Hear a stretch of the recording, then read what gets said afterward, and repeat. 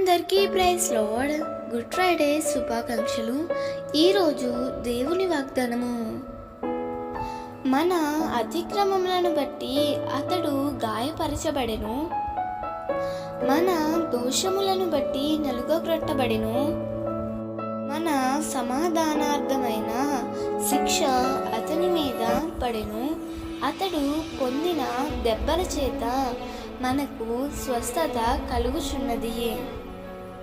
యెషయా 53:5 ప్రభువు మన కొరకు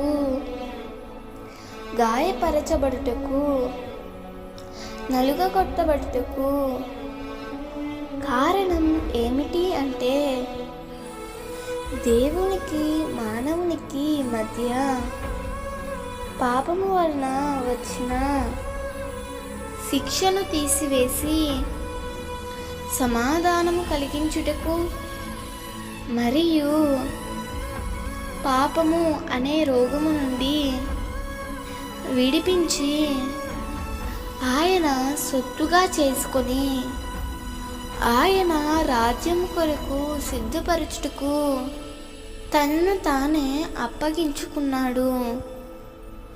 మనము పాపముల చేతను అపరాధముల చేతను చచ్చిన వారమై ఉండగా మనలను క్రీస్తుతో కూడా బ్రతికించుటకు మన కొరకు ఆయన సిలువలో యాగమైపోయెను.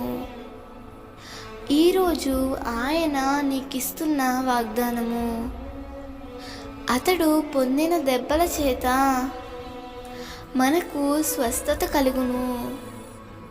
ఈరోజు నీవు ఏ రోగంతో బాధపడుచున్నను, అది శారీరకమైనదైనా, మానసికమైనదైనా, ఆత్మీయమైనదైనా, నీవు ప్రభు గాయాల కిందకి వచ్చినట్లయితే ఆయన తప్పకుండా నిన్ను స్వస్థపరిచి నీకు సమాధానమును అనుగ్రహిస్తాడు.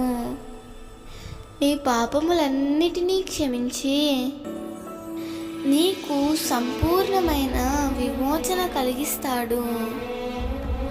అట్టి కృప ఈ శుభ శుక్రవారం ప్రభువు నీకు అనుగ్రహించునుగాక. ఆమేన్.